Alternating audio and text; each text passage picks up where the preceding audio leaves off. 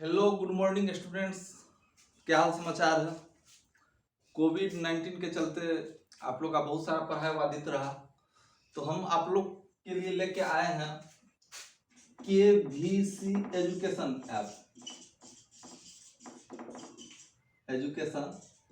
App.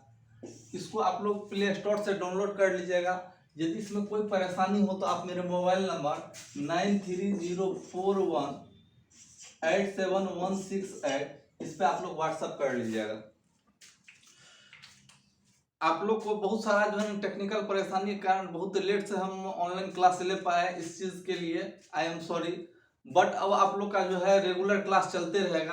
तो हमने आप लोग का जो है कोर्स डिजाइन किया है, तो ये ऐप्स में आपको ये फायदा है कि जो भी आपका स्टडी मटेरियल है तो वो आप ऐप पे जाके क्या कर सकते हैं, डाउनलोड कर सकते हैं। ऐप के रजिस्टर के लिए आपको जो है 599 रुपया का पेमेंट करना होगा। क्योंकि हम ये रुपया भी नहीं लेते, मगर क्या करते हैं, ऐप्स को बनाने में इन्वेस्टमेंट है, हम केवल जो है इन्वेस्टमेंट ही के चलते इतना लेना चाह रहे हैं। तो ये कोई बहुत बड़ा अमाउंट है नहीं, इसको आप पेमेंट करके ऐप्स क्या कीजिएगा, डाउनलोड कर लीजिएगा। और अब आप लोग का पढ़ाई जो है वो कंटिन्यू चलते रहेगा, अब कोई प्रॉब्लम नहीं है। जो भी स्टडी मटेरियल होगा आपको केवल वीडियो ध्यान से सुनना है, स्टडी मटेरियल डाउनलोड करना है और फिर जो है उसको रीडिंग मार देना है। आपको जो है ना ये लगेगा ही नहीं कि हम जो है क्लासरूम में क्लास नहीं कर रहे हैं। नोट्स बनाने का जो है परेशानी समाप्त। और जो भी आपका डॉट होगा तो ऐप पे हर एक चीज दिया हुआ है, डॉट आपका जो है उस पर आप डाल दीजिएगा, उसको हम क्लियर कर देंगे या उसके लिए अलग से वीडियो बना देंगे। तो अब हम आप लोग के साथ आगे पढ़ाई के बारे में डिस्कस कर रहे हैं। तो अब हम लोग जो पढ़ाई करेंगे तो उसको दो पार्ट में करेंगे, मंडे, ट्यूसडे, वेडनेसडे, थर्सडे, ये 4 दिन आपका जो है चलेगा ऑप्टिक्स। या 4 दिन नहीं, 3 दिन ही रख दीजिए। थर्सडे, फ्राइडे, सैटरडे, ये आपका जो है 3 दिन क्या चलेगा, सॉरी ये 3 दिन आपका चलेगा इलेक्ट्रोस्टैटिक्स से। तो 3 दिन ऑप्टिक्स, 3 दिन इलेक्ट्रोस्टैटिक्स।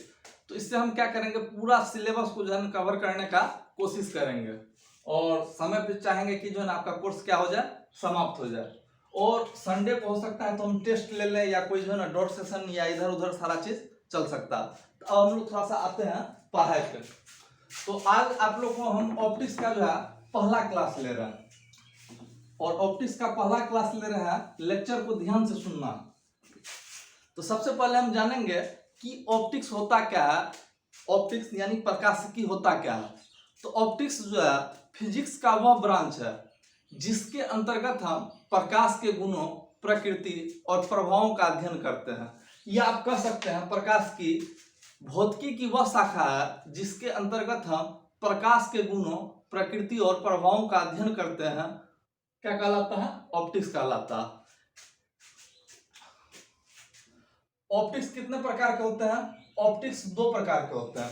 प्रकाशिकी को 2 भागों में विभाजित किया गया है। पहला भाग है ज्योमेट्रिकल ऑप्टिक्स।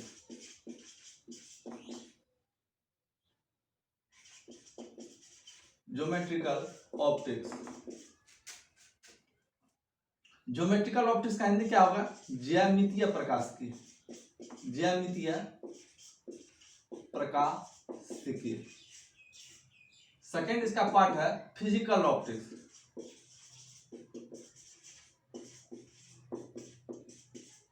जिसका भौतिकी प्रकाशिकी, भौतिक प्रकाशिकी। अब देखिए ज्योमेट्रिकल ऑप्टिक्स और फिजिकल ऑप्टिक्स में क्या अंतर्गत है। तो ज्योमेट्रिकल ऑप्टिक्स जो है इसके अंतर्गत हम एक्सपेरिमेंट करके, प्रयोग करके प्रकाश के गुणों को जो है उसकी प्रकृति को हम लोग ज्योमेट्रिकल मेथड से क्या करते हैं, प्रूव करते हैं। यहाँ पे हम एक्सपेरिमेंट करते हैं। क्या करते हैं, एक्सपेरिमेंट करके ज्योमेट्रिकल मेथड से हम प्रूव करते हैं। मगर फिजिकल ऑप्टिक्स में प्रकाश के गुणों, उसको जो है उसका गहन अध्ययन करके जो है तब हम उसके बारे में क्या करते हैं, एक्सप्लेन करते हैं। तो यहाँ पे एक्सपेरिमेंट हुआ, एक्सपेरिमेंट करने के बाद उसको कौन चीज से प्रूव करेंगे? ज्योमेट्री से प्रूव करेंगे, ज्योमेट्रिकल मेथड से प्रूव करेंगे। मगर यहाँ पे प्रकाश के गुण को पढ़ के हम क्या करेंगे? इसका एक्सप्लेनेशन करेंगे। तो ये तो बेसिक अंतर है, सारा चीज आपको जो है नोट्स में लिखा हुआ मिल जाएगा। अब आगे आते हैं कि प्रकाश क्या है। तो ध्यान दीजिएगा, प्रकाश किसी वस्तु, प्रकाश जो है ऊर्जा का एक स्रोत है। प्रकाश क्या है? ऊर्जा का एक स्रोत है जो स्वयं अदृश्य होता है। प्रकाश क्या होता है? स्वयं अदृश्य होता है, मगर वे हमारी आंखों को उत्तेजित करके दृष्टि संवेदना प्रदान करता है, किसी वस्तु को देखने योग्य बनाता है। तो प्रकाश ऊर्जा का वह स्रोत है जिसकी सहायता से हम किसी वस्तु को देख पाते हैं। प्रकाश क्या होता है? स्वयं अदृश्य होता है, मगर वह वस्तुओं को देखने योग्य बनाता है। प्रकाश एक अनुप्रस्थ तरंग है। प्रकाश कौन तरंग है? अनुप्रस्थ तरंग है, जिसके गमन के लिए माध्यम की आवश्यकता नहीं होती है। प्रकाश स्वयं अदृश्य होता है, मगर वह वस्तुओं को देखने योग्य बनाता है। प्रकाश कौन तरंग है? अनुप्रस्थ तरंग है। और दुनिया में जितने भी अनुप्रस्थ तरंग होते हैं उसके गमन के लिए माध्यम की आवश्यकता नहीं होती है। प्रकाश कैसे गमन करता है? तो प्रकाश सरल रेखा में गमन करता है, और हवा और निर्वात में प्रकाश का सबसे अधिक वेग कहाँ होता है? निर्वात में। निर्वात में प्रकाश का वेग होता है 3 गुना 10⁸ मीटर पर सेकेंड। हवा में भी इससे हल्का सा कम, या आप कह सकते हैं 3 गुना 10⁸ मीटर पर सेकेंड होता है वेग। कहाँ? हवा में। यह आपका वैल्यू क्या है? अप्रोक्स वैल्यू है। तो प्रकाश का सबसे अधिक वेग कहाँ होता है? हवा और निर्वात में। कितना होता है? 3 गुना 10⁸ मीटर पर सेकेंड। जो माध्यम जितना सघन रहेगा प्रकाश का वेग उस माध्यम में उतना ही कम होगा, जो माध्यम जितना विरल होगा प्रकाश का वेग वहां उतना ही अधिक होगा। तो सघन और विरल हम कैसे समझेंगे? कौन सा माध्यम सघन है, कौन सा माध्यम विरल है? तो उसके लिए आपको कुछ नहीं करना है, हल्का सा इमेजिन करना है। कल्पना कीजिए कि मान के चलिए कि हवा सघन है, या पानी सघन है, या कांच सघन है। ये हमको कैसे पता चलेगा? तो आप इमेजिन कीजिए कि आपके सामने तीनों चीज रखा हुआ, और आप इमेजिन कीजिए कि आप तीनों पे एक एक मुक्का मार रहे हैं, तो किसमें अधिक चोट लगेगा? जाहिर सी बात है आपका उत्तर होगा कांच में अधिक चोट लगेगा। तो कांच क्या हो गया? अधिक सघन हो गया। उससे कम चोट लगेगा पानी में, तो पानी जो है कांच की अपेक्षा क्या हो गया? विरल हो गया। और सबसे कम चोट लगेगा आपको कहाँ? हवा में। या कहीं कि नहीं लगेगा चोट, तो हवा क्या हो गया? सबसे अधिक विरल माध्यम हो गया। तो इस चीज का हम ऐसे पता कर सकते हैं। तो जाहिर सी बात है कि प्रकाश का सबसे अधिक वेग कहाँ होगा? जो माध्यम जितना विरल होगा प्रकाश का वेग उतना अधिक होगा, जो माध्यम जितना सघन होगा प्रकाश का वेग उतना ही कम होगा। अब ध्यान दीजिएगा, वैसे तो हम लोग बहुत सारा बात सुनते आए हैं, आप लोग देखे ही होंगे कि कभी भगवान ईश्वर का फोटो देखे हैं आप, तो उसमें दिया हुआ रहता है कि भगवान सूर्य के रथ में 7 घोड़ा होता है। कितना घोड़ा होता है? 7 घोड़ा होता है। कभी कभी हमको सुन के हंसी भी आता है, क्या भगवान सूर्य के रथ में 7 घोड़ा है तो वो उतना गर्मी बर्दाश्त करके जिंदा कैसे है? थोड़ा सा सोचने वाली बात है। मगर क्या कीजिएगा, हम लोग के धर्म ये सब में जो है बहुत सारा विसंगति है, बहुत सारा जो है ना उसको एक्सप्लेन करने वाला नहीं है। तो दरअसल जो वेद पुराण लिखा गया था तो उस टाइम में भी उसका कुछ कोड था कि भगवान सूर्य के रथ में 7 घोड़ा नहीं होके भगवान सूर्य का जो है, या भगवान जिसको हम लोग सूर्य कहते हैं, तो आप कह सकते हैं सूर्य का किरण 7 रंगों में विभक्त होता है। ठीक है। और श्वेत रंग कितना रंगों में विभक्त होता है? 7 रंगों में विभक्त होता है। वहां पे कहने का मतलब ये था, और आदमी जो है उसको जो है ना घोड़ा बना देता है। अब भगवान सूर्य का जो है घोड़ा जिंदा कैसे है, ये भी सोचने वाली बात है। खैर हम लोग आते हैं पढ़ाई पे। तो जान गए प्रकाश क्या है? प्रकाश ऊर्जा का वह स्रोत है जिसकी सहायता से हम किसी वस्तु को देख पाते हैं। प्रकाश स्वयं क्या होता है? अदृश्य होता है, मगर वस्तुओं को वो देखने योग्य बनाता है। प्रकाश किस रेखा में गमन करती है? प्रकाश सरल रेखा में गमन करती है।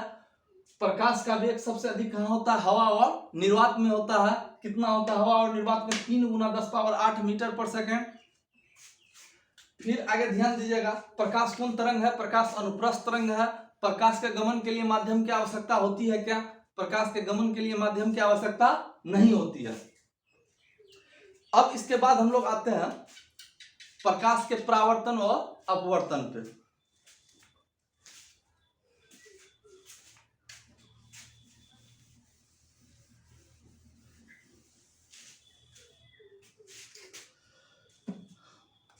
अब देखिए प्रकाश का परावर्तन।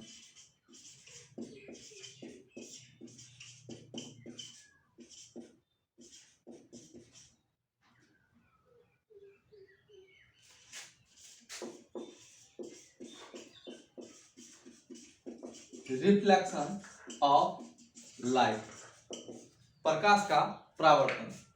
तो अब एक चीज ध्यान दीजिएगा कि परावर्तन और अपवर्तन में हल्का सा अंतर है। प्रकाश के परावर्तन के लिए हमको कैसा सतह चाहिए? अपारदर्शी चाहिए। और अपवर्तन के लिए क्या चाहिए? पारदर्शी चाहिए। तो सबसे पहले हम जानते हैं कि कोई भी पदार्थ 3 प्रकार का होता है। एक होता है पारदर्शी, एक होता अपारदर्शी और एक होता है पारभासी। तो पारदर्शी हम उसको कहते हैं प्रकाश जिसके आर पार कर जाए, वैसा पदार्थ जिसके आर पार प्रकाश चल जाए उसको क्या कहते हैं? पारदर्शी। और जिसके आर पार प्रकाश नहीं जाता है उसको कहते हैं अपारदर्शी। और जिस पदार्थ के आर पार प्रकाश का कुछ अंश जाता है और कुछ अंश नहीं जाता है उसको कहते हैं पारभासी। तो जैसे पारदर्शी पदार्थ आप कह सकते हैं हवा है, या कह सकते हैं कि स्वच्छ पानी। अपारदर्शी में आप कह सकते हैं लोहा, दीवार, लकड़ी। और पारभासी में कह सकते हैं तेल से भींगा हुआ कागज। तो अब यहाँ पे ध्यान दीजिएगा, प्रकाश का परावर्तन जब भी होगा तो वो कैसे पदार्थ पे होगा? अपारदर्शी पे होगा। कैसे पदार्थ पे होगा? अपारदर्शी। तो हम कह सकते हैं कि जब प्रकाश किसी अपारदर्शी वस्तु पे पड़ता है तो पड़ने के बाद वापस उसी माध्यम में जब लौट आता है तो इसको कहते हैं प्रकाश का परावर्तन, रिफ्लेक्शन ऑफ लाइट। जैसे मान के चलिए ये एक अपारदर्शी पदार्थ है। अब जिस बिंदु पे प्रकाश पड़ेगा वो कौन बिंदु होगा? आपतन बिंदु। यहाँ पे एक लंब खींच दीजिए, ये क्या हो गया? नॉर्मल। तो प्रकाश का किरण आया, किरण आने के बाद चूंकि ये पदार्थ अपारदर्शी है तो इस साइड जाएगा नहीं, तो प्रकाश का किरण आया, फिर क्या हुआ? उसी माध्यम में लौट गया। तो इस घटना को क्या कहेंगे? प्रकाश का परावर्तन। आने वाला किरण क्या होगा? आपतित किरण। आने वाला किरण आपतित किरण, जाने वाला किरण परावर्तित किरण। और ये क्या हुआ? अभिलंब, जिसको हम लोग नॉर्मल कहते हैं। अब यहां पे ध्यान दीजिएगा, आपतित किरण और अभिलंब के बीच के कोण को कहेंगे आपतन कोण। क्या कहेंगे? आपतन कोण। परावर्तित किरण और अभिलंब के बीच के कोण को क्या कहेंगे? परावर्तन कोण। तो आपतन कोण को आई से सूचित करते हैं। आई मतलब क्या हुआ? आपतन कोण। आई मतलब क्या हुआ? आपतन कोण। एंगल आर मतलब क्या हुआ? परावर्तन कोण। एंगल आर मतलब क्या हुआ? परावर्तन कोण। तो जब भी होगा तो आपतन कोण हमेशा परावर्तन कोण के बराबर होगा। आपतन कोण किसके बराबर होगा? परावर्तन कोण के बराबर होगा। आने वाला किरण आपतित किरण, जाने वाला किरण परावर्तित किरण। आपतन कोण किसको कहेंगे? आपतित किरण और अभिलंब के बीच के कोण को आपतन कोण कहेंगे, और परावर्तित किरण और अभिलंब के बीच के कोण को क्या कहेंगे? परावर्तन कोण कहेंगे। तो जब भी प्रकाश का परावर्तन होगा तो वस्तु कैसा होगा? अपारदर्शी। एक चीज ध्यान से सुनना कि यदि मान के चलिए किसी भी वस्तु के पूरा आर पार प्रकाश चल जाए तो वो वस्तु कैसा हो जाएगा? अदृश्य हो जाएगा।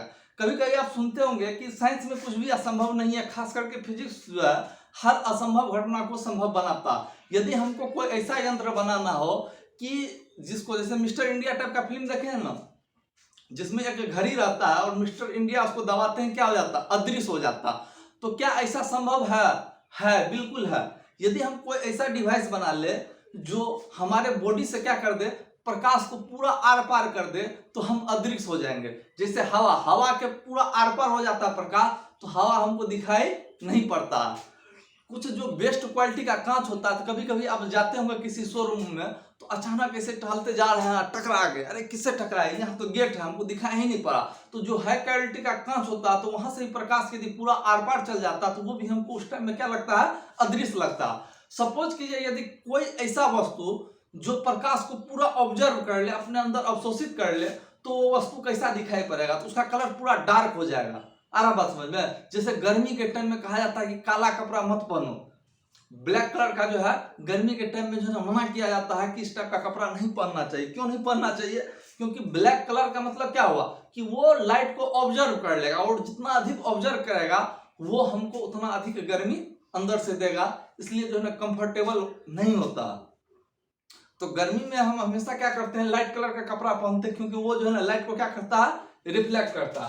तो यदि किसी वस्तु के आर पार पूरा प्रकाश चल जाए तो वो वस्तु कैसा हो जाएगा, अदृश्य हो जाएगा। यदि किसी वस्तु पे प्रकाश पड़ने के बाद परावर्तित होकर हमारी आंखों तक आता है तो ही हम किसी वस्तु को देख पाते हैं। जैसे हम ये बोर्ड को देख रहे हैं, तो देखने का मतलब क्या हुआ कि प्रकाश इस पे पड़ा और परावर्तित होकर हमारी आंखों तक आया, तो हम इस बोर्ड को देख पा रहे हैं। यदि ऐसा हो जाए कि प्रकाश पूरा इसके आर पार चल जाए तो हम बोर्ड को देख ही नहीं पाएंगे। यदि मान के चलिए कि ये बोर्ड क्या करे, प्रकाश को पूरा ऑब्जर्व कर ले, तो इसका कलर कैसा हो जाएगा, इसका कलर हो जाएगा ब्लैक। तो थोड़ा सा ध्यान दीजिएगा। तो प्रकाश का परावर्तन हम क्या बताएं कि यदि प्रकाश की किरण कैसी वस्तु पर पड़ेगी, अपारदर्शी सतह से टकराकर वापस उसी माध्यम में लौट जाए, तो इस घटना को क्या कहेंगे, प्रकाश का परावर्तन। आने वाला किरण आपतित किरण, जाने वाला परावर्तित किरण। आपतित किरण और अभिलंब के बीच के कोण को क्या कहेंगे, आपतन कोण। परावर्तित किरण और अभिलंब के बीच के कोण को क्या कहेंगे, परावर्तन कोण। यहां तक आ गया समझ में? अब हम लोग थोड़ा सा आगे ध्यान देंगे। आपतन कोण, परावर्तन कोण, यहां तक आ गया समझ में? यदि आप लोग को किसी भी प्रकार का कोई डॉट हो तो आप जो है ऐप्स खोलिएगा, वहां पे डॉट सेशन रहता है, उस पर दीजिएगा। स्टडी मटेरियल का जो है ना ऐप पे एक अलग जो है कॉलम होगा, तो उस पर आप जो है स्टडी मटेरियल जो भी होगा उसको डाउनलोड कर लीजिएगा। डॉट सेशन में जो है ना डॉट लिख के या मान के चलिए वीडियो बना के आप उस पर डाल दीजिएगा, तो डॉट आपका क्लियर कर देंगे। जो भी स्टडी मटेरियल नोट्स चाहिए तो नोट्स को डाउनलोड कर लीजिएगा। फिर आपका जो भी दोस्त होगा तो आप उसको भी ऐप्स के बारे में रिकमेंड कीजिएगा। ऐप्स का नाम एक बार आपको हम फिर से बता देते हैं। ऐप्स का नाम है KVC। क्या नाम है? KVC education app. ठीक है, आपको किसी भी प्रकार का समस्या हो तो मेरा मोबाइल है 9304187168। आप इस पे कॉल कर दीजिएगा या व्हाट्सअप कर दीजिएगा। आप लोग को एक बार हम फिर से क्लास के बारे में बता देते हैं। आपका क्लास मंडे, ट्यूसडे और वेडनेसडे, मंडे, ट्यूसडे, वेडनेसडे, ये 3 दिन आपको हम ऑप्टिक्स पढ़ाएंगे, और फिर थर्सडे, फ्राइडे, सैटरडे, ये 3 दिन आपका इलेक्ट्रोस्टैटिक्स से चलेगा।